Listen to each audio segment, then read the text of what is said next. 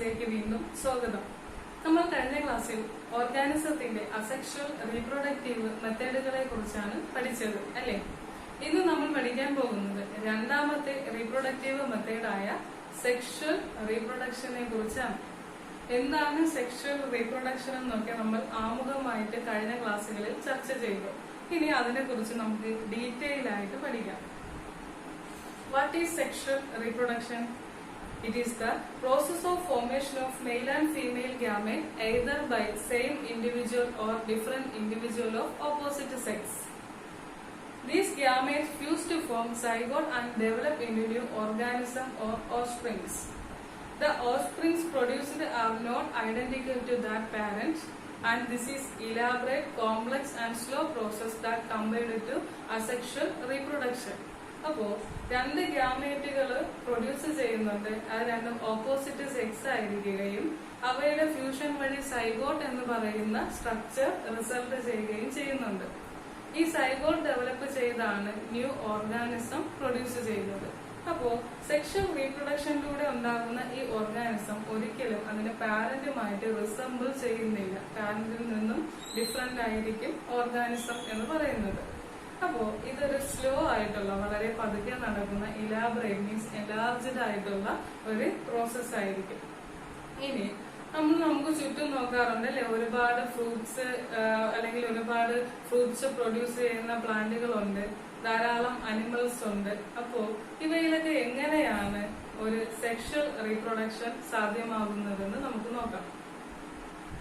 അപ്പോ ചില പ്ലാന്റുകൾ, എക്സാമ്പിൾ മാംഗോ, ആപ്പിൾ പോലുള്ള പ്ലാന്റുകളിൽ ഫ്രൂട്ട് എന്ന് പറയുന്നത് സീസണൽ ആയിട്ട് മാത്രമേ കിട്ടാറുള്ളൂ അല്ലെ. ജാക്ക് ഫ്രൂട്ട് പോലുള്ളതെല്ലാം ഫ്രൂട്ട് സീസണലാണ്, എല്ലായ്പ്പോഴും നമുക്ക് അവൈലബിൾ ആകാറില്ല. എന്നാൽ മറ്റു പ്ലാന്റുകളെ നമ്മൾ ശ്രദ്ധിച്ചു കഴിഞ്ഞാൽ ഇവയിലേക്ക് എല്ലായ്പ്പോഴും ഫ്ലവറിംഗ് ഉണ്ടാവും, ഫ്ലവേഴ്സ് പ്രൊഡ്യൂസ് ചെയ്യും.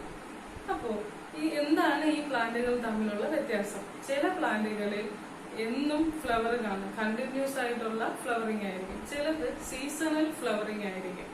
അപ്പോ ഒരു ഓർഗാനിസത്തിന്റെ ഗ്രോത്ത് പീരീഡും അതിന്റെ മെച്ചുറേഷൻ പീരീഡും അറ്റൈൻ ചെയ്താൽ അത് അതിന്റെ നെക്സ്റ്റ് സ്റ്റേജ് ആയിട്ടുള്ള റീപ്രൊഡക്റ്റീവ് ഫേസിലേക്ക് എൻ്റർ ചെയ്യുമെന്ന് നമ്മൾ കഴിഞ്ഞ ക്ലാസ്സിൽ പഠിച്ചിട്ടുണ്ടായിരുന്നു.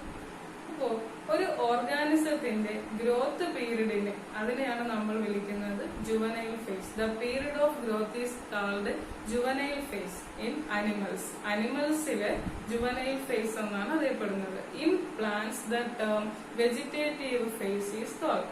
പ്ലാന്റിലെ in plants the term vegetative phase is also used. പ്ലാന്റിൽ നമ്മൾ വെജിറ്റേറ്റീവ് ഫേസ് എന്നാണ് അതിനെ അറിയപ്പെടുന്നത്. അപ്പോ ഒരു ഓർഗാനിസം അതിന്റെ ഗ്രോത്ത് പീരീഡും മെച്ചുറേഷൻ പീരീഡും അറ്റൈൻ ചെയ്താൽ അത് അതിന്റെ നെക്സ്റ്റ് ലെവലായ റീപ്രൊഡക്റ്റീവ് ഫേസിലേക്ക് എൻ്റർ ചെയ്യും. അപ്പോ ആ ഓർഗാനിസം അതിന്റെ റീപ്രൊഡക്റ്റീവ് ഫേസിന്റെ ഭാഗമായിട്ട് അത് ഓഫ്സ്പ്രിങ്സിനെ പ്രൊഡ്യൂസ് ചെയ്യും. പ്ലാന്റ് ആണെങ്കിൽ ഫ്ലവേഴ്സ് പ്രൊഡ്യൂസ് ചെയ്യും, അനിമൽസ് ആണെന്നുണ്ടെങ്കിൽ പുതിയ ഓർഗാനിസത്തിനെ പ്രൊഡ്യൂസ് ചെയ്യും. അപ്പോ ആ റീപ്രൊഡക്റ്റീവ് ഫേസ് കഴിഞ്ഞാൽ അത് അതിന്റെ നെക്സ്റ്റ് ലെവലായിട്ടുള്ള സെനിസന്റ് ഫേസോ ഡെത്ത് ഫേസോ ഓൾഡ് ഏജ് ഫേസിലേക്ക് എൻ്റർ ചെയ്യും. അപ്പോ ഒരു ഓർഗാനിസം അതിന്റെ ലൈഫ് ടൈം കംപ്ലീറ്റ് ചെയ്യുന്നത് ഈ 3 ഫേസിലൂടെയാണ്. First one juvenile phase or vegetative phase, second one reproductive phase and last one senescent phase or old age phase. ഇനി നമുക്ക് ഇതിനെ ഓരോന്നിനെയും കുറിച്ച് വിശദമായിട്ട് സ്റ്റഡി ചെയ്യാം. ഒരു ഓർഗാനിസത്തിന്റെ ജുവനൈൽ ഫേസ് എന്ന് വെച്ചാൽ എന്താണ്? അത് അതിന്റെ ഗ്രോത്ത് അറ്റൈൻ ചെയ്യുന്ന അല്ലെങ്കിൽ അതിന്റെ മെച്യൂരിറ്റി അറ്റൈൻ ചെയ്യുന്നത് വരെയുള്ള അതിന്റെ കാലഘട്ടം, the period of growth is called juvenile phase.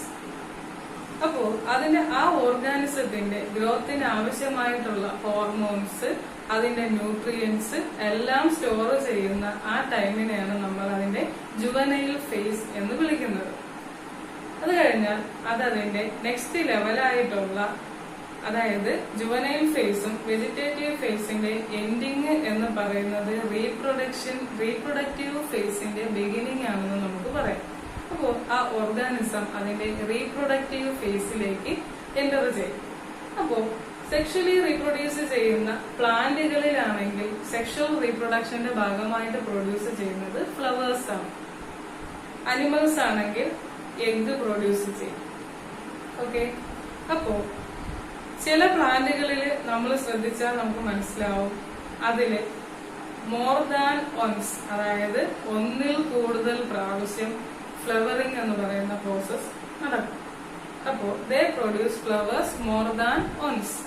അപ്പോ ഒന്നിൽ കൂടുതൽ പ്രാവശ്യം ഫ്ലവേഴ്സ് പ്രൊഡ്യൂസ് ചെയ്യും. അപ്പോ ആദ്യത്തെ ഫ്ലവറിങ്ങിനും വീണ്ടും നെക്സ്റ്റ് ഫ്ലവറിങ്ങിനും ഇടയ്ക്കുള്ള ഒരു പീരീഡ് ഉണ്ട് അല്ലേ?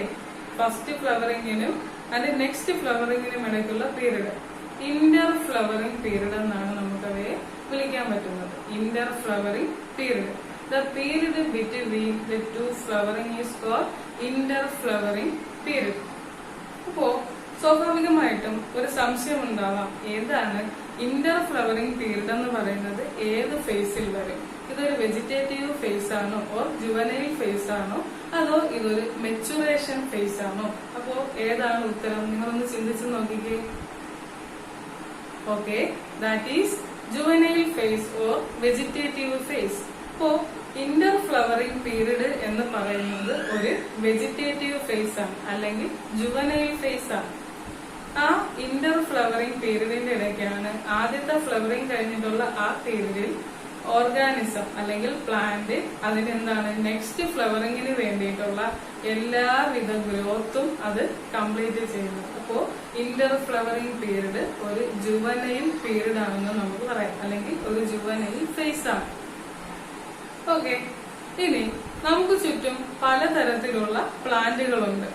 ആ പ്ലാന്റുകളിൽ ചിലത് നമുക്കറിയാം വർഷാവർഷം ഉണ്ടായി വരും. അത് ഒരു വർഷം വളരെ കുറച്ചു കാലം മാത്രം അത് ലൈഫ് കംപ്ലീറ്റ് ചെയ്തതിനു ശേഷം അവ നശിച്ചു പോകും.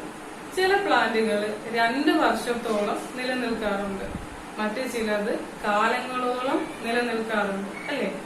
അപ്പോ വർഷാവർഷം ഇങ്ങനെ ഉണ്ടായി വരുന്ന പ്ലാന്റുകളെയും 2 വർഷത്തിലൊരിക്കൽ ഫ്ലവറിങ് ചെയ്യുന്ന പ്ലാന്റുകളെയും കാലങ്ങളോളം ലൈഫ് എക്സിസ്റ്റ് ചെയ്ത് അതിന്റെ ഇടയ്ക്ക് ഫ്ലവറിങ്ങും ഇന്റർ ഫ്ലവറിങ്ങും ഒക്കെ നടത്തുന്ന പ്ലാന്റുകളെയും നമ്മൾ 3 ഗ്രൂപ്പുകളിലായിട്ടാണ് ഉൾപ്പെടുത്തിയിട്ടുള്ളത്.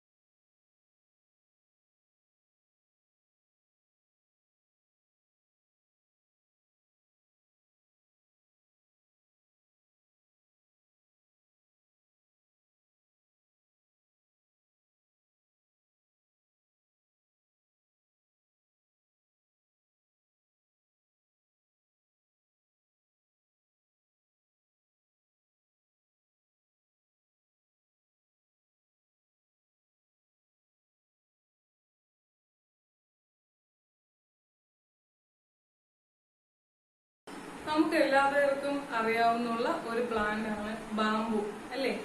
ഏറ്റവും വലിയ പുല്ലുവർഗം.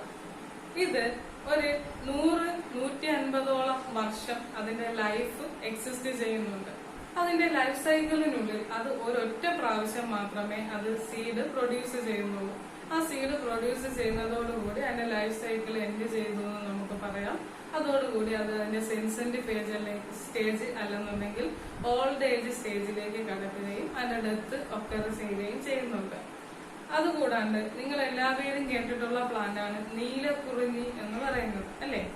ഈ നീലക്കുറിഞ്ഞി എന്ന് പറയുന്ന പ്ലാന്റിന്റെ സയന്റിഫിക് നെയിം സ്ട്രോബൈലാന്തസ് കുന്തിയാന. ഈ സ്ട്രോബൈലാന്തസ് കുന്തിയാന എന്ന് പറയുന്ന പ്ലാന്റ് ഹില്ലി റീജിയനിലൊക്കെയാണ് വളരുന്നത്, മൂന്നാർ പോലുള്ള റീജിയനിൽ. അപ്പോ ഈ സ്ട്രോബൈലാന്തസ് കുന്തിയാനയുടെ പ്രത്യേകത, ഇത് ഫ്ലവർ ചെയ്യുന്നത് 12 വർഷത്തിൽ ഒരിക്കലാണ്. 12 ഇയേഴ്സ്, 12 വർഷത്തിൽ ഒരിക്കൽ മാത്രം ഫ്ലവർ ചെയ്യുന്നതാണ് ഈ നീലക്കുറിഞ്ഞി എന്ന് പറയുന്ന പ്ലാന്റ്. അപ്പോ പ്ലാന്റുകൾ ഡിഫറെന്റ് ആയിട്ടുണ്ട്. അപ്പോ അതിന്റെ ലൈഫ് സൈക്കിളിന്റെ ഡ്യൂറേഷൻ ഡിഫറെന്റ് ആണെന്ന് നമുക്ക് ഇതിൽ നിന്ന് മനസ്സിലായി. ഇപ്പൊ നമ്മൾ എക്സാമ്പിൾ ആയിട്ട് ബാംബു പറഞ്ഞു, അത് കൂടാണ്ട് ഇപ്പോ സ്ട്രോബൈലാന്തസ് കുന്തിയാന, നീലക്കുറിഞ്ഞി എന്ന് പറയുന്ന പ്ലാന്റിനെ കുറിച്ചും പറഞ്ഞു. ഇനി അടുത്തതായിട്ട് നമുക്ക് അനിമൽസിന്റെ കാര്യത്തിലേക്ക് കിടക്കാം. അപ്പോ അനിമൽസിന്റെ ഗ്രോത്ത് പീരീഡും മെച്ചുറേഷൻ പീരീഡും, അതായത് അനിമൽസ് അതിന്റെ ജുവനൈൽ ഫേസ് കഴിഞ്ഞു കഴിഞ്ഞാൽ അനിമൽസ് നെക്സ്റ്റ് സ്റ്റേജ് ആയിട്ടുള്ള റീപ്രൊഡക്റ്റീവ് ഫേസിലേക്ക് എന്റർ ചെയ്യും. അപ്പോ അത് അതിന്റെ റീപ്രൊഡക്റ്റീവ് ഫേസിലേക്ക് എന്റർ ചെയ്യുന്നതിന് തൊട്ട് മുന്നോടിയായിട്ട് അത് അതിന്റെ ഫിസിയോളജിക്കലും ഫിസിക്കലുമായിട്ടുള്ള അല്ലെങ്കിൽ ഹോർമോണൽ ചേഞ്ച് ഒക്കെ അതിന്റെ ബോഡിയിൽ വരുത്താറുണ്ട്. അതായത് അതിന്റെ ഓവറീസില്, അതിന്റെ റീപ്രൊഡക്റ്റീവ് പാർട്ടുകളില് ഒക്കെ അതിന് എന്തുണ്ടാക്കാറുണ്ട്, ചേഞ്ച് സംഭവിക്കാറുണ്ട്. ഫിസിയോളജിക്കലി ആൻഡ് ഫിസിക്കലി അതെന്ത് ചെയ്യാറുണ്ട്, അതിന്റെ ബോഡിയിൽ റീപ്രൊഡക്റ്റീവ് സ്റ്റേജിന് വേണ്ടിയിട്ട് അതിന്റെ ചേഞ്ചുകൾ ഉണ്ടാക്കാറുണ്ട്. അപ്പോ ഫസ്റ്റ് നമുക്കൊരു ബേർഡിനെ കൺസിഡർ ചെയ്താലോ, ഒരു ബേർഡ് അത് നിങ്ങൾ ശ്രദ്ധിച്ചിട്ടുണ്ടോ? ഒരു നാച്ചുറലിൽ കാണാൻ, അതായത് പ്രകൃതിയിൽ താമസിക്കുന്ന ബേർഡ് അല്ലെങ്കിൽ പ്രകൃതിയിൽ ലൈഫ് എക്സിസ്റ്റ് ചെയ്യുന്ന ഒരു ബേർഡ്, അത് എങ്ങനെയാണ് അതിന്റെ എഗ് പ്രൊഡ്യൂസ് ചെയ്യുന്നത് ശ്രദ്ധിച്ചിട്ടുണ്ടോ? ഇപ്പൊ ഒരു ക്രോയെ കൺസിഡർ ചെയ്താൽ, കാക്കയെ കൺസിഡർ ചെയ്താൽ അതെങ്ങനെയാണ് അതിന്റെ എഗ് പ്രൊഡ്യൂസ് ചെയ്യുന്നത്? അപ്പോ അതിനൊരു സീസൺ ഉണ്ട്. നമുക്കറിയാം കാക്ക കൂട് കെട്ടിയിട്ടൊക്കെയാണ് അതിൽ എഗ് ലേ ചെയ്യുന്നത്. അതായത് ഒരു സീസണിൽ മാത്രം അതെന്ത് ചെയ്യുന്നുണ്ട്, മുട്ടയിടുന്നുണ്ട്. പിന്നെ നമ്മുടെ വീട്ടിൽ വളർത്തുന്ന കോഴി, താറാവ് പോലുള്ള ബേഡ്, അത് എങ്ങനെയാണ്? അത് നമ്മളെ വീട്ടിൽ വളർത്തുന്നതാണ്, നമുക്ക് കണ്ടിന്യൂസ് ആയിട്ട് എഗ് കിട്ടുന്നുണ്ട്, അല്ലേ?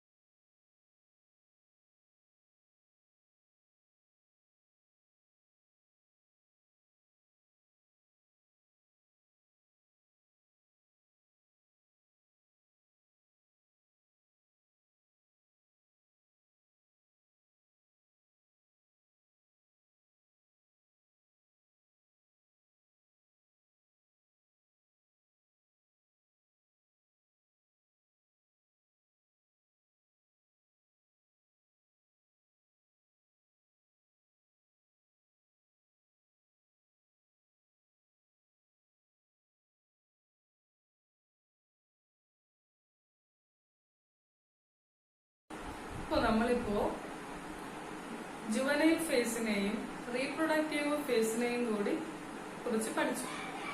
അടുത്തതായിട്ട് end of reproductive phase may leads to the next level called senescent phase or old age phase. അപ്പോ റീപ്രൊഡക്റ്റീവ് ഫേസ് കഴിഞ്ഞാൽ നെക്സ്റ്റ് സ്റ്റേജ് ആയിട്ടുള്ള old age phase or senescent ഫേസിലേക്ക് ഓർഗാനിസം എൻ്റർ ചെയ്യും. The senescent phase also ultimately leads to the death of organism or the end of the lifespan. ഒരു ഓർഗാനിസത്തിന്റെ life span end ചെയ്യുകയോ അല്ലെങ്കിൽ ഒരു ഓർഗാനിസത്തിന്റെ ഡെത്തിലേക്ക് നയിക്കുകയോ ചെയ്യുന്നുണ്ട്. അപ്പോ നമ്മൾ 3 സ്റ്റേജുകളെ കുറിച്ചും പഠിച്ചു. ഇതില് സെനിസെന്റ് ഫേസ് എത്തുമ്പോഴേക്കും ഓർഗാനിസം അതിന്റെ ഹോർമോണൽ ലെവൽ എല്ലാം കുറഞ്ഞ് അത് കംപ്ലീറ്റ് ആയിട്ട് എന്ത് ചെയ്യും, ഡെത്ത് സ്റ്റേജിലേക്ക് അല്ലെങ്കിൽ സെനിസെന്റ് ഫേസിലേക്ക് കടക്കും. ഓക്കെ, ഇനി ഒരു റീപ്രൊഡക്ഷൻ, ഒരു ഓർഗാനിസത്തിന്റെ റീപ്രൊഡക്റ്റീവ് ഫേസിൽ അത് കടന്നു പോകുന്ന ഇവന്റുകളെ അനുസരിച്ച് ഒരു ഓർഗാനിസത്തിന്റെ റീപ്രൊഡക്റ്റീവ് ഫേസിനെ 3 ഇവന്റുകളായിട്ട് ക്ലാസിഫൈ ചെയ്തിട്ടുണ്ട്. That is pre fertilization, fertilization and post fertilization. Pre fertilization means before fertilization. Pre fertilization means before fertilization, ഫെർട്ടിലൈസേഷന് മുന്നേ ഉള്ള event. Then fertilization and post fertilization, ഫെർട്ടിലൈസേഷന് ശേഷമുള്ള ഇവന്റുകൾ. അങ്ങനെ 3ആയിട്ട് തരം തിരിച്ചിട്ടുണ്ട്. അതിൽ എന്താണ് പ്രീ ഫെർട്ടിലൈസേഷൻ എന്ന് നോക്കാം. These include all the event of sexual reproduction prior to gamete fusion. അതായത് ഗ്യാമേറ്റ് ഫ്യൂഷന് മുന്നോടിയായിട്ട് സെക്ഷൽ റീപ്രൊഡക്ഷനിൽ നടക്കുന്ന ഇവന്റുകളെയാണ് നമ്മൾ പ്രീ ഫെർട്ടിലൈസേഷൻ എന്ന് പറയുന്നത്. അപ്പോ പ്രീ ഫെർട്ടിലൈസേഷനെ വീണ്ടും 2ആയിട്ട് കാറ്റഗറൈസ് ചെയ്തിട്ടുണ്ട്. പ്രീ ഫെർട്ടിലൈസേഷനിൽ ഗ്യാമെറ്റോജെനസിസ് ആൻഡ് ഗ്യാമേറ്റ് ട്രാൻസ്ഫർ എന്ന്, ഗ്യാമെറ്റോജെനസിസ് ആൻഡ് ഗ്യാമേറ്റ് ട്രാൻസ്ഫർ. അപ്പോ എന്താണ് പ്രീ ഫെർട്ടിലൈസേഷനിൽ വരുന്ന ഗ്യാമെറ്റോജെനസിസ്? Gametogenesis means it is the process of formation of 2 different gametes. അതായത് മെയിൽ ആൻഡ് ഫീമെയിൽ ഗ്യാമേറ്റിന്റെ പ്രൊഡക്ഷനെയാണ് നമ്മൾ ഗ്യാമറ്റോജെനസിസ് എന്ന് വിളിക്കുന്നത്. അപ്പോ ഈ ഗ്യാമറ്റോജെനസിസ് ഇൻ സം ആൽഗയൊക്കെ എടുത്തു നോക്കിയാല് നമുക്ക് ഈ മെയിൽ ആൻഡ് ഫീമെയിൽ ഗ്യാമേറ്റിനെ ഐഡന്റിഫൈ ചെയ്യാൻ പറ്റത്തില്ല. കാരണം ആ mail and female gametes are similar size and shape. അതായത് മെയിൽ ഗ്യാമേറ്റും ഫീമെയിൽ ഗ്യാമേറ്റും കണ്ടു കഴിഞ്ഞാൽ മോർഫോളജിക്കലി അവ ഒരേ സൈസിലും ഷേപ്പിലുമൊക്കെ ആയിരിക്കും കാണപ്പെടുന്നത്. അപ്പൊ നമുക്ക് അതിന് എന്ത് ചെയ്യാൻ പറ്റത്തില്ല, ഐഡന്റിഫൈ ചെയ്യാൻ പറ്റത്തില്ല. അപ്പോ രണ്ടും ഒരുപോലെയുള്ള ഗ്യാമേറ്റുകളായതിനാൽ ആൽഗെ പോലുള്ള ഓർഗാനിസത്തിലെ ഇത്തരം ഗ്യാമേറ്റുകളെ അറിയപ്പെടുന്നത് ഐസോഗ്യാമേറ്റ്സ് എന്നാണ്. എന്താ വിളിക്കാം? ഐസോഗ്യാമേറ്റ്സ്. ഇനി ഗ്യാമേറ്റ്സിന്റെ സൈസ് ഡിഫറന്റ് ആണെങ്കിൽ, അതായത് മെയിൽ ഗ്യാമേറ്റിനെയും ഫീമെയിൽ ഗ്യാമേറ്റിനെയും നമുക്ക് ഐഡന്റിഫൈ ചെയ്യാൻ പറ്റുന്നുണ്ടെങ്കിൽ നമുക്കതിനെ അനൈസോഗ്യാമേറ്റ് എന്ന് വിളിക്കാം. മിക്ക ഓർഗാനിസങ്ങളിലും ഏറ്റവും കൂടുതൽ പ്രൊഡ്യൂസ് ചെയ്യുന്നത് അനൈസോഗ്യാമേറ്റുകളായിരിക്കും. അതായത് മോർഫോളജിക്കലി നമുക്കതിനെ ഐഡന്റിഫൈ ചെയ്യാൻ പറ്റും. അതിൽ തന്നെ അനൈസോഗ്യാമേറ്റില് മെയിൽ ഗ്യാമേറ്റിനെക്കാട്ടിലും സൈസ് കൂടുതലുള്ളത് ഫീമെയിൽ ഗ്യാമേറ്റിനായിരിക്കും. ഫീമെയിൽ ഗ്യാമേറ്റ് ആയിരിക്കും എപ്പോഴും ലാർജ് മെയിൽ ഗ്യാമേറ്റിനെക്കാട്ടിലും. അതിൽ മെയിൽ ഗ്യാമേറ്റിനാണ് മോട്ടൈൽ കപ്പാസിറ്റി ഉള്ളത്, അതായത് മൂവ്മെന്റിനുള്ള കപ്പാസിറ്റി ഉള്ളത് മെയിൽ ഗ്യാമേറ്റിനായിരിക്കും. അപ്പോ ഒരേപോലെ സൈസുള്ള ഗ്യാമേറ്റുകളെ നമ്മൾ ഐസോഗ്യാമേറ്റുകളെന്നും ഡിഫറന്റ് ആയിട്ടുള്ള ഷേപ്പ് സൈസ് ഉള്ള ഗ്യാമേറ്റുകളെ നമ്മൾ അനൈസോഗ്യാമേറ്റുകൾ എന്നാണ് വിളിക്കുന്നത്. അടുത്തതായിട്ട് നമുക്ക് ഐസോഗ്യാമേറ്റുകളെ മറ്റൊരു പേരിൽ കൂടി വിളിക്കാം, ദാറ്റ് ഈസ് ഹോമോഗ്യാമേറ്റ്. അപ്പോ ഐസോഗ്യാമേറ്റുകൾ സിമിലർ സൈസ് ആൻഡ് ഷേപ്പ് ആയിരിക്കും, അവയെ ഹോമോഗ്യാമേറ്റുകൾ എന്നറിയപ്പെടുന്നു.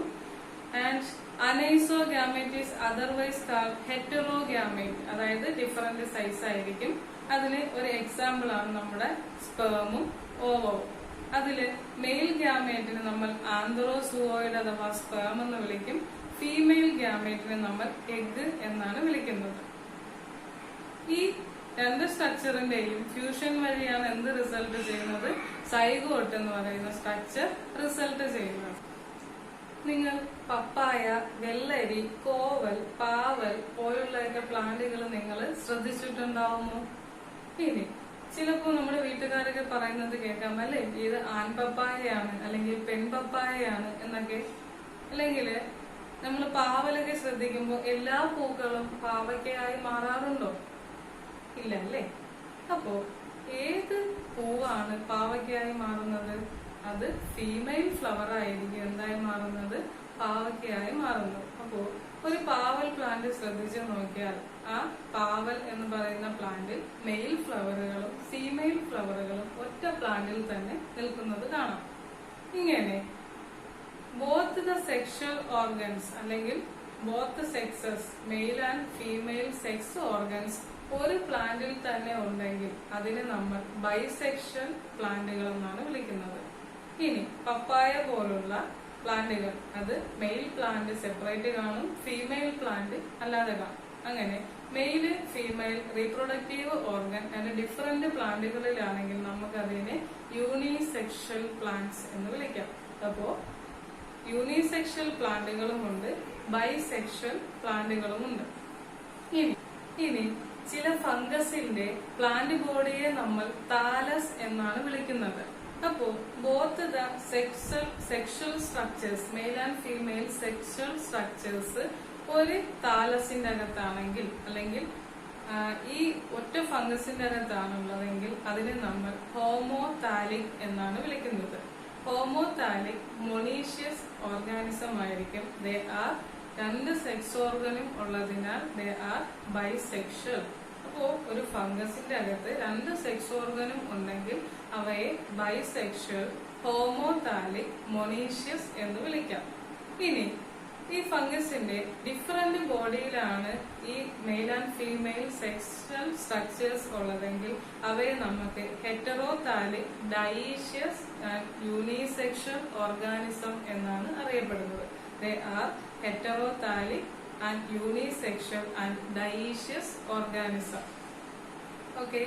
ഇനി ഫീമെയിൽ സെക്ഷൽ സ്ട്രക്ചേഴ്സ് ഹോൾഡ് ചെയ്തിട്ടുള്ള അല്ലെങ്കിൽ ഫീമെയിൽ റീപ്രൊഡക്റ്റീവ് സ്ട്രക്ചർ ഉള്ള പ്ലാന്റുകളെ നമ്മൾ കാർപ്പലേറ്റ് ഫ്ലവേഴ്സ് എന്നാണ് അറിയപ്പെടുന്നത്. കാർപ്പൽസ് അതിന്റെ റീപ്രൊഡക്റ്റീവ് പാർട്ട് എന്ന് പറയുന്നത് കാർപ്പൽ ആയിരിക്കും. അതായത് ഗൈനീഷ്യം എന്ന് പറയുന്ന സ്ട്രക്ചർ ആയിരിക്കും അതിന്റെ റീപ്രൊഡക്റ്റീവ് ഓർഗൻ. ആ ഗൈനീഷ്യത്തിന്റെ ഇൻഡിവിജ്വൽ യൂണിറ്റിനെയാണ് നമ്മൾ കാർപ്പൽ അല്ലെങ്കിൽ പിസ്റ്റിൽ എന്ന് വിളിക്കുന്നത്. ഇനി മെയിൽ റീപ്രൊഡക്റ്റീവ് ഓർഗനെ നമ്മൾ വിളിക്കുന്നത് ആന്തർ എന്നാണ്. അതിന്റെ സ്റ്റേമൻ ആണ് അതിന്റെ individual unit. That is staminate flower എന്നാണ് അറിയപ്പെടുന്നത്. അപ്പോ ഫീമെയിൽ റീപ്രൊഡക്റ്റീവ് സ്ട്രക്ചർ ഉള്ളതിനെ പിസ്റ്റിലേറ്റ് ഫ്ലവർ എന്നും മെയിൽ റീപ്രൊഡക്റ്റീവ് സ്ട്രക്ചർ ഉള്ള പ്ലാന്റുകളെ അല്ലെങ്കിൽ ഫ്ലവറുകളെ സ്റ്റാമിനേറ്റ് ഫ്ലവർ എന്നുമാണ് അറിയപ്പെടുന്നത്. ഇനി ചില പ്ലാന്റുകളിൽ മെയിൽ റീപ്രൊഡക്റ്റീവ് ഓർഗനും ഫീമെയിൽ റീപ്രൊഡക്റ്റീവ് ഓർഗനും ഒറ്റ പ്ലാന്റിലാണ് കാണപ്പെടുന്നതെങ്കിൽ ആ പ്ലാന്റിനെ നമ്മൾ മൊണീഷ്യസ് പ്ലാന്റുകൾ എന്നാണ് വിളിക്കുന്നത്. മെയിലും ഫീമെയിലും റീപ്രൊഡക്റ്റീവ് ഓർഗൻ ഒരു പ്ലാന്റിൽ തന്നെ കാണപ്പെടും. ആ പ്ലാന്റിനെ നമ്മൾ മൊണീഷ്യസ് പ്ലാന്റ്സ് എന്ന് വിളിക്കും. ഇനി മെയിൽ റീപ്രൊഡക്റ്റീവ് ഓർഗനും ഫീമെയിൽ റീപ്രൊഡക്റ്റീവ് ഓർഗനും ഡിഫറെന്റ് ആയിട്ടുള്ള പ്ലാന്റുകളിലാണ് കാണപ്പെടുന്നതെങ്കിൽ അതിനെ നമ്മൾ ഡയീഷ്യസ് പ്ലാന്റുകൾ എന്നാണ് വിളിക്കുന്നത്. അപ്പോ മൊണീഷ്യസ് പ്ലാന്റിനും ഡയീഷ്യസ് പ്ലാന്റിനും എക്സാമ്പിൾ നിങ്ങൾ കണ്ടെത്തണം. അപ്പോ mail and female reproductive organ ഒരു പ്ലാന്റിലുള്ള ദാറ്റ് ഈസ് മൊണീഷ്യസ് പ്ലാന്റിന് ഒരു എക്സാമ്പിൾ ആണ് കുക്കുംബർ എന്ന് പറയുന്നത്, വെള്ളരിക്ക. ഇനി മെയിൽ ഫീമെയിൽ പ്ലാന്റുകൾ അല്ലെങ്കിൽ റീപ്രൊഡക്റ്റീവ് പാർട്ടുകൾ ഡിഫറെന്റ് പ്ലാന്റിലുള്ളതിന് ഒരു എക്സാമ്പിൾ ആണ് നമ്മളെ പാം വർഗത്തിൽപ്പെട്ട പ്ലാന്റുകൾ. ഇനി നമ്മൾ അനിമൽസിന്റെ കേസ് എടുക്കുകയാണെങ്കിൽ അനിമൽസിൽ both the sex organs are present in same organism. ഒരു ഓർഗാനിസത്തിലാണ് രണ്ട് സെക്സ് ഓർഗനും പ്രസന്റ് ആയിട്ടുള്ളതെങ്കിൽ നമുക്കതിനെ ബൈസെക്ഷൽ ഓർഗാനിസം എന്ന് വിളിക്കാം. ഇനി ഓരോ സെക്സ് ഓർഗനും ഡിഫറെന്റ് ആയിട്ടുള്ള ഓർഗാനിസത്തിലാണെങ്കിൽ, അതായത് നമുക്ക് മെയിൽ ഓർഗാനിസം എന്നും ഫീമെയിൽ ഓർഗാനിസം എന്നും രണ്ടിനെയും ഐഡന്റിഫൈ ചെയ്യാൻ പറ്റുമെങ്കിൽ അവയെ യൂണിസെക്ഷൽ ഓർഗാനിസംസ് എന്നാണ് അറിയപ്പെടുന്നത്. അപ്പോ ഒന്ന് ചിന്തിച്ചു നോക്കിക്കേ, നമ്മൾ ഏത് വർഗത്തിൽ പെടും? നമ്മൾ യൂണിസെക്ഷൽ ആണോ? ഹ്യൂമൻ ബീയിങ് എന്ന് പറയുന്നത് യൂണിസെക്ഷൽ ആണോ ബൈസെക്ഷൽ ആണോ? Okay, that is unisexual. നമ്മൾ മെയിൽ ഓർഗാനിസം എന്നും ഫീമെയിൽ ഓർഗാനിസം എന്നും രണ്ട് കാറ്റഗറി ആയിട്ട് നമ്മളെ തിരിക്കാൻ പറ്റും. അടുത്തതായിട്ട് ചില ഓർഗാനിസം ഉണ്ട് അല്ലെ, കൊളയട്ട, ലീച്ച് പോലത്തെ ഓർഗാനിസം. അതില് ബോത്ത് ദ സെക്സസ്, അതായത് മെയില് ഫീമെയിൽ റീപ്രൊഡക്റ്റീവ് സ്ട്രക്ചേഴ്സ് ഒരൊറ്റ ഓർഗാനിസത്തിലാണ് കാണപ്പെടുന്നതെങ്കിൽ നമുക്ക് അവയെ ഹെർമാഫ്രോഡൈറ്റുകൾ എന്നാണ് വിളിക്കുന്നത്. അതിന് ഒരു എക്സാമ്പിൾ ആണ് നമ്മുടെ മണ്ണിര, ടേപ്പുവ, ടെനിയ സോളിയം എന്ന് പറയുന്ന പ്ലാന്റ്. അതിന് ഹെർമാഫ്രോഡൈറ്റ് എന്നാണ് അറിയപ്പെടുന്നത്. അതായത് both sexes R present on same organism. ആ ഓർഗാനിസത്തിലായിരിക്കും രണ്ട് സെക്സുകളും പ്രസന്റ് ആണെങ്കിൽ നമുക്ക് അവയെ ഹെർമാഫ്രോഡൈറ്റ് എന്ന് വിളിക്കാം. ഇനി നമ്മൾ സ്ഥിരം കാണാറുള്ള ഒരു ഓർഗാനിസമാണ് കോക്രോച്ച് എന്ന് പറയുന്നത്. ഈ കോക്രോച്ച് യൂണിസെക്ഷൽ ഓർഗാനിസത്തിന് എക്സാമ്പിൾ ആണ്. അത് ഒരൊറ്റ സെക്സ് ഓർഗൻ മാത്രമേ കാണത്തുള്ളൂ. അപ്പോൾ മെയിൽ കോക്രോച്ചും ഫീമെയിൽ കോക്രോച്ചും പ്രസന്റ് ആണ്. അടുത്തതായിട്ട് നമുക്കറിയാം, നമ്മളിപ്പോ ഗ്യാമറ്റോജെനസിസ് എന്താണെന്നാണ് പഠിക്കുന്നത് അല്ലെ. It is the process of formation of male and female gamete is called gametogenesis. ഈ ഗ്യാമേറ്റുകൾ എപ്പോഴും ഹാപ്ലോയിഡ് സ്ട്രക്ചറുകളായിരിക്കും. That is n number of chromosome മാത്രമായിരിക്കും ഒരു ഗ്യാമേറ്റില് പ്രസന്റ് ആയിട്ടുള്ളത്. അപ്പോ ഹാപ്ലോയിഡ് ബോഡിയോട് കൂടിയ ഓർഗാനിസത്തിൽ പ്രൊഡ്യൂസ് ചെയ്യുന്ന ഗ്യാമേറ്റുകൾ എന്തായിരിക്കും അതിന്റെ നേച്ചർ എന്ന് പറഞ്ഞ്? ഓക്കെ, ഹാപ്ലോയിഡ് ബോഡിയുള്ള ഓർഗാനിസത്തിൽ പ്രൊഡ്യൂസ് ചെയ്യുന്ന ഗ്യാമേറ്റുകളും എപ്പോഴും എന്തായിരിക്കും? ഹാപ്ലോയിഡുകളായിരിക്കും. അതിൽ ഹാപ്ലോയിഡ് നമ്പർ ഓഫ് ക്രോമസോം മാത്രമേ പ്രസന്റ് ആയിരിക്കത്തുള്ളൂ, അല്ലെങ്കിൽ n നമ്പർ ഓഫ് ക്രോമസോം മാത്രമേ അതിൽ പ്രസന്റ് ആയിരിക്കത്തുള്ളൂ. അപ്പോ അവയിൽ നടക്കുന്നത്, അത് ഓർഗാനിസം ആകുന്നതിന് വേണ്ടി അവയിൽ നടക്കുന്ന division, that is mitotic division ആയിരിക്കും നടക്കുന്നത്. ഒരിക്കലും അവിടെ റിഡക്ഷൻ ഡിവിഷൻ നടന്ന് ഈ n number of chromosome n/2 ആകുന്നില്ല. എപ്പോഴും മൈറ്റോട്ടിക് ഡിവിഷൻ, അതിന്റെ ഗ്രോത്ത് മാത്രമേ നടക്കത്തുള്ളൂ. അതിന് പിന്നെ ഒരു റിഡക്ഷൻ ഡിവിഷൻ സാധ്യമാകത്തില്ല. അടുത്തതായിട്ട് മൊണീറ, ആൽഗെ, ഫംഗെ, ബ്രയോഫൈറ്റ് പോലുള്ള ഓർഗാനിസത്തിന്റെ പ്ലാന്റ് ബോഡി എന്ന് പറയുന്നത് ഹാപ്ലോയിഡ് ആണ്. അതായത് അതില് ഹാപ്ലോയിഡ് നമ്പർ ഓഫ് ക്രോമസോം മാത്രമേ കാണത്തുള്ളൂ. അപ്പോ അതിൽ നിന്ന് പ്രൊഡ്യൂസ് ചെയ്യുന്ന ഗ്യാമേറ്റും എന്ത് നേച്ചർ ആയിരിക്കും? ഹാപ്ലോയിഡ് നേച്ചർ ആയിരിക്കും ഉണ്ടായിരിക്കുന്നത്. അടുത്തത് ടെറിഡോഫൈറ്റ് പോലുള്ള ഹയർ ടെറിഡോഫൈറ്റ്, ആൻജിയോസ്പേം, ജിംനോസ്പേം എന്ന് പറയുന്ന പ്ലാന്റുകളില് അവയുടെ പ്ലാന്റ് ബോഡി എന്ന് പറയുന്നത് ഡിപ്ലോയിഡ് ആണ്. അതായത് 2n നമ്പർ ഓഫ് ക്രോമസോംസ് ആയിരിക്കും കാണപ്പെടുന്നത്. അപ്പോ ആ 2n number of chromosome gamete produce ചെയ്യുന്ന സമയത്ത് നമുക്ക് അതിന്റെ ഹാഫ് നമ്പർ ഓഫ് ക്രോമസോം മതിയാവും. അതിനു വേണ്ടിയിട്ട് അവയിൽ നടക്കുന്ന ഡിവിഷൻ എന്ന് പറയുന്നത് മിയോട്ടിക് ഡിവിഷൻ ആണ്. അപ്പോ ഹാപ്ലോയിഡ് നമ്പർ ഓഫ് ക്രോമസോം ഉള്ള ഓർഗാനിസത്തില് ഒരിക്കലും മിയോട്ടിക് ഡിവിഷൻ സാധ്യമാകുന്നില്ല. അവയിൽ മൈറ്റോട്ടിക് ഡിവിഷൻ മാത്രമാണ് ഹാപ്ലോയിഡ് ഉണ്ടാകാൻ വേണ്ടത്. അടുത്തതായിട്ട് ഡിപ്ലോയിഡ് നമ്പർ ഓഫ് ക്രോമസോം ഉള്ള ഓർഗാനിസത്തില് എപ്പോഴും reduction division or meiotic division നടന്നാൽ മാത്രമേ അതില് ഗ്യാമേറ്റിന്റെ പ്രൊഡക്ഷൻ സാധ്യമാകത്തുള്ളൂ. ഓക്കെ, അടുത്തതായിട്ട് നമുക്ക് ഈ ഗ്യാമേറ്റ് പ്രൊഡ്യൂസ് ചെയ്യുന്ന mother cell, gamete mother cell എന്നാണ് നമ്മൾ ഇവയെ വിളിക്കാറുള്ളത്. ഈ ഗ്യാമേറ്റ് മദർ സെല്ലിനെ മിയോസൈറ്റുകൾ എന്നാണ് വിളിക്കാറ്. മിയോസൈറ്റുകൾക്ക് മിയോട്ടിക് ഡിവിഷൻ നടന്നാണ് എപ്പോഴും എന്ത് റിസൾട്ട് ചെയ്യുന്നത്? ഗ്യാമേറ്റുകൾ റിസൾട്ട് ചെയ്യുന്നത്. അപ്പോ മിയോസൈറ്റില് ഡിപ്ലോയിഡ് നമ്പർ ഓഫ് ക്രോമസോം ആയിരിക്കും ഉണ്ടായിരിക്കുന്നത്. അതിന് മിയോട്ടിക് ഡിവിഷൻ നടന്ന ശേഷം മാത്രമായിരിക്കും അത് ഗ്യാമേറ്റുകളെ പ്രൊഡ്യൂസ് ചെയ്യുന്നത്. അപ്പോ നോർമലി നമ്മൾ ഒരു മിയോസൈറ്റ് ആണെങ്കിൽ, അതായത് ഹ്യൂമൻ ബീയിങ് ഒരു മിയോസൈറ്റ് ആണെങ്കിൽ നമ്മുടെ ബോഡിയിൽ 46 ക്രോമസോമുകളായിരിക്കും നമ്മളെ മിയോസൈറ്റിനുള്ളിൽ ഉണ്ടായിരിക്കുന്നത്. അപ്പോ നമ്മളെ മിയോസൈറ്റിന് മിയോസിസ് നടന്നാൽ മാത്രമേ നമുക്ക് എന്ത് പ്രൊഡ്യൂസ് ചെയ്യാൻ പറ്റുള്ളൂ, ഒരു ഗ്യാമേറ്റ് പ്രൊഡ്യൂസ് ചെയ്യാൻ പറ്റത്തുള്ളൂ. അപ്പൊ ഒന്ന് ചിന്തിച്ചു നോക്കിയേ, നമ്മുടെ മിയോസൈറ്റിന്റെ 46 ക്രോമസോം ഹാപ്ലോയിഡ് നമ്പർ ഓഫ് ഗ്യാമേറ്റായി, ഹാപ്ലോയിഡ് നമ്പർ ഓഫ് ക്രോമസോം ഉള്ള ഗ്യാമേറ്റായി മാറുമ്പോൾ അതിൽ മിയോട്ടിക് ഡിവിഷൻ നടക്കുകയും അപ്പോൾ അതിൽ എത്ര ക്രോമസോമുകളെ കാണത്തുള്ളൂ, ദാറ്റ് ഈസ് 23. അങ്ങനെ 23 ക്രോമസോം, അങ്ങനെ 46 ക്രോമസോം ഉള്ള നമ്മുടെ മിയോസൈറ്റ് നമ്മുടെ ഗ്യാമേറ്റ് ആയി മാറുമ്പോൾ അതിന്റെ അകത്ത് 23 ക്രോമസോമുകൾ മാത്രമാണ് ശേഷിക്കുന്നത്, അല്ലെ?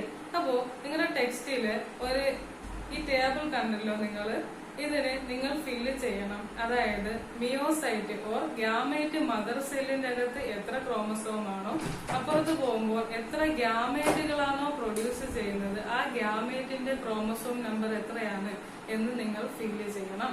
അത് ഫില്ല് ചെയ്ത് ഒരു വർക്കായിട്ട് ടീച്ചറിന് അയച്ചു തരുന്നത്. നമ്മളിപ്പോൾ ഗ്യാമറ്റോജെനസിസിനെ കുറിച്ചാണ് പഠിച്ചത്. അപ്പോ പ്രീ ഫെർട്ടിലൈസേഷനിലെ ആദ്യത്തെ സ്റ്റെപ്പായ ഗ്യാമറ്റോജെനസിസിനെ കുറിച്ച് പഠിച്ചു. ഇനി അതിന്റെ രണ്ടാമത്തെ സ്റ്റെപ്പായിട്ടുള്ള ഗ്യാമേറ്റ് ട്രാൻസ്ഫറിനെ കുറിച്ചാണ് പഠിക്കുന്നത്. അപ്പോ എന്താണ് ഒരു gamete transfer? It is the transfer of gametes. ഗ്യാമേറ്റ്സിന്റെ ട്രാൻസ്ഫറിനെയാണ് നമ്മൾ എന്ത് വിളിക്കുന്നത്? Transfer of gamete. അപ്പോ ഗ്യാമേറ്റിന്റെ ട്രാൻസ്ഫർ എങ്ങനെയാണ് സാധ്യമാകുന്നതെന്ന് പഠിക്കാം. അതായത് മിക്ക ഓർഗാനിസത്തിലും മെയിൽ ഗ്യാമേറ്റ് ആയിരിക്കും മോട്ടൈൽ എന്ന് നമ്മൾ പഠിച്ചു. അപ്പോ ഫീമെയിൽ ഗ്യാമേറ്റ് നോൺ മോട്ടൈൽ ആയിരിക്കും. അപ്പോ നമ്മളെ പോലുള്ള ഓർഗാനിസത്തിൽ മെയിൽ ഗ്യാമേറ്റ് മോട്ടൈലും ഫീമെയിൽ ഗ്യാമേറ്റ് നോൺ മോട്ടൈലും ആയിരിക്കും. ഇനി ചില ഓർഗാനിസത്തിൽ, ആൽഗെ പോലത്തെ ഓർഗാനിസത്തിൽ both the gamete are motile, രണ്ട് ഗ്യാമേറ്റും എങ്ങനെയായിരിക്കും? മോട്ടൈൽ ആയിരിക്കും. അപ്പോ ഈ ഗ്യാമേറ്റിന്റെ ട്രാൻസ്ഫർ എങ്ങനെ സാധ്യമാകുന്നു? Through A medium. ഒരു മീഡിയത്തിലൂടെ മാത്രമേ ഗ്യാമേറ്റിന്റെ ട്രാൻസ്ഫർ സാധ്യമാകാറുള്ളൂ. അപ്പോ ആൽഗ, ഫംഗി പോലുള്ള ഓർഗാനിസത്തിൽ പ്രൊഡ്യൂസ് ചെയ്യുന്ന ഗ്യാമേറ്റ്, അതായത് അതിലൊരു മീഡിയം വേണം, വാട്ടർ അല്ലെങ്കിൽ എയർ പോലത്തെ മീഡിയം വഴിയാണ് ഗ്യാമേറ്റിന്റെ ട്രാൻസ്ഫർ സാധ്യമാകുന്നത്, അല്ലെ? അപ്പോ ലാർജ് നമ്പേഴ്സ് പ്രൊഡ്യൂസ് ചെയ്യണം. Mail and female gamete large number produce ചെയ്താൽ മാത്രമേ അതൊരു മീഡിയത്തിൽ വെച്ച് എന്ത് നടക്കത്തുള്ളൂ? ഫ്യൂഷൻ നടക്കത്തുള്ളൂ. അപ്പോ ഈ രണ്ട് വെളിയിൽ വെച്ചുള്ള ഒരു മീഡിയത്തിൽ വെച്ച്, അല്ലെങ്കിൽ വാട്ടർ, എയർ പോലുള്ള മീഡിയത്തിൽ വെച്ച് ഗ്യാമേറ്റ് ട്രാൻസ്ഫർ നടക്കുന്ന ഓർഗാനിസത്തിൽ ലാർജ് നമ്പർ ഓഫ് ഗ്യാമേറ്റുകൾ പ്രൊഡ്യൂസ് ചെയ്യുന്നുണ്ട്. നമ്മളെ പോലുള്ള ഓർഗാനിസത്തിന് അതുപോലുള്ള ഒരു എക്സ്റ്റേണൽ മീഡിയത്തിന്റെ ആവശ്യമില്ലാത്തതിനാൽ നമുക്ക് പ്രൊഡ്യൂസ് ചെയ്യുന്ന ഗ്യാമേറ്റുകളുടെ എണ്ണം എന്ന് പറയുന്നത് വളരെ കുറവായിരിക്കും. അപ്പോ നമ്മളെ പോലുള്ള ഓർഗാനിസത്തിൽ ഫീമെയിൽ ഗ്യാമേറ്റ് നോൺ മോട്ടൈൽ ആയിരിക്കും. ഫീമെയിൽ ഗ്യാമേറ്റ് എഗ് നോൺ മോട്ടൈലും നമ്മുടെ സ്പേം ഓർ ആന്ത്രോസൂയിഡ് ആയിരിക്കും മോട്ടൈൽ ആയിട്ടുള്ളത്. ആൽഗെ പോലുള്ള ഓർഗാനിസത്തിൽ ചില ഗ്യാമേറ്റുകൾ മെയിലും ഫീമെയിൽ ഗ്യാമേറ്റും എന്തായിരിക്കും? മോട്ടൈൽ സ്ട്രക്ചേഴ്സുകൾ ആയിരിക്കും. നോർമൽ ആയിട്ടുള്ള ഒരു പ്ലാന്റ് എടുക്കുകയാണെന്നുണ്ടെങ്കിൽ ആ പ്ലാന്റിന്റെ ആന്തർ അല്ലെങ്കിൽ സ്റ്റേമൻ, അല്ലെ, അതില് പോളൻ ഗ്രെയിൻ എന്ന് പറയുന്ന മെയിൽ ഗ്യാമേറ്റുകൾ പ്രസന്റ് ആയിരിക്കും. അപ്പോ ഒരു പ്ലാന്റില് മെയിൽ ഗ്യാമേറ്റ് ആയിട്ടുള്ള പോളൻ ഗ്രെയിൻസിൽ നിന്ന് അത് പോളൻ ട്യൂബ് പ്രൊഡ്യൂസ് ചെയ്യുകയും ആ പോളൻ ട്യൂബ് എപ്പോഴാണോ ഒരു മീഡിയത്തിന്റെ സഹായത്തോടെ, ഒരു എക്സ്റ്റേണൽ മീഡിയത്തിന്റെ സഹായത്തോടെ അത് ഒരു ഫീമെയിൽ ഫ്ലവറിന്റെ ലാൻഡിംഗ് സർഫസ് ആയിട്ടുള്ള കാർപ്പൽ ഓർ പിസ്റ്റിലില് വന്ന് പതിക്കുന്നത്, അവിടെ നിന്നൊരു പോളൻ ട്യൂബ് ജനറേറ്റ് ചെയ്യും. അപ്പോ ആ പോളൻ ട്യൂബ് ആയിരിക്കും ആ മെയിൽ ഗ്യാമേറ്റിന്റെ ക്യാരിയർ എന്ന് പറയുന്നത്. അപ്പൊ ആ പോളൻ ട്യൂബ് വഴി ഈ മെയിൽ ഗ്യാമേറ്റ് ഓവ്യൂളിന്റെ അകത്തുള്ള, ഫീമെയിൽ ഫ്ലവറിന്റെ ഓവ്യൂളിന്റെ അകത്തുള്ള എഗ്ഗിനടുത്തേക്ക് എത്തുകയും അവിടെ വെച്ചിട്ടാണ് ഈ മെയിൽ ഗ്യാമേറ്റിന്റെയും ഫീമെയിൽ ഗ്യാമേറ്റായ എഗ്ഗിന്റെയും ഫ്യൂഷൻ നടക്കുന്നത്. അപ്പോ ഈ പോളൻ ഗ്രെയിൻ വന്ന് പതിക്കുന്ന ഫീമെയിൽ ഫ്ലവറിന്റെ ലാൻഡിംഗ് സർഫസിനെ നമ്മൾ വിളിക്കുന്നത് സ്റ്റിഗ്മ എന്നാണ്. അപ്പോൾ ഈ പോളൻ ഗ്രെയിൻ ഒരു എക്സ്റ്റേണൽ മീഡിയത്തിന്റെ സഹായത്തോടെ എപ്പോഴാണോ ഈ ഫീമെയിൽ ഫ്ലവറിന്റെ സ്റ്റിഗ്മാറ്റിക് സർഫസിൽ എത്തുന്നത്, ഈ പോളൻ ഗ്രെയിനിൽ നിന്ന് ഒരു tube, that is called pollen tube, ആ പോളൻ ട്യൂബ് ആണ് നമ്മുടെ ഫീമെയിൽ ഫ്ലവറിന്റെ ഗൈനീഷ്യത്തിന്റെ അകത്തുള്ള ഓവ്യൂളിന്റെ അകത്തുള്ള എഗ്ഗുമായിട്ട് ഫ്യൂസ് ചെയ്യുന്നത്. അപ്പോ ഇത്തരം പ്ലാന്റുകളില് ഫെർട്ടിലൈസേഷൻ നടക്കണമെങ്കിൽ, അതായത് ഫെർട്ടിലൈസേഷൻ നടക്കാൻ ഒരു എക്സ്റ്റേണൽ ഏജന്റിന്റെ ആവശ്യമാണ്.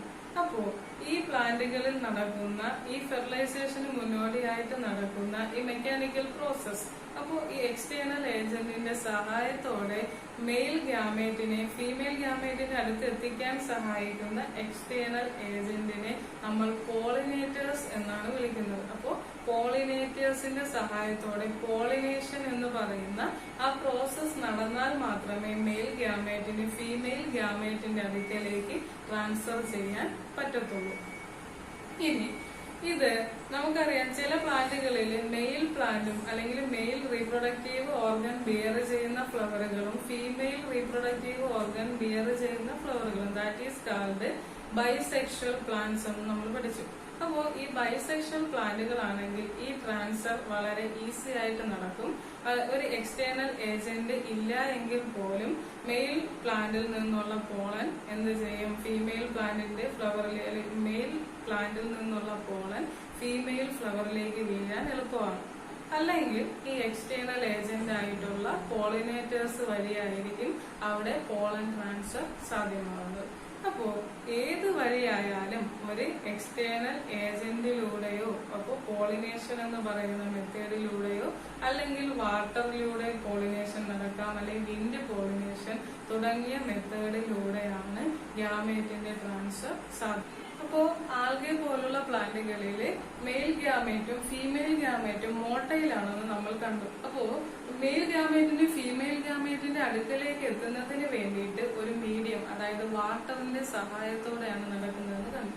അപ്പോ സ്വാഭാവികമായിട്ടും ഒരു ഗ്യാമേറ്റ് വാട്ടറിൽ എത്തിക്കഴിഞ്ഞാൽ അത് കറക്റ്റ് മെയിലും ഫീമെയിലും തമ്മിൽ ഫ്യൂസ് ചെയ്യണമെന്നില്ല.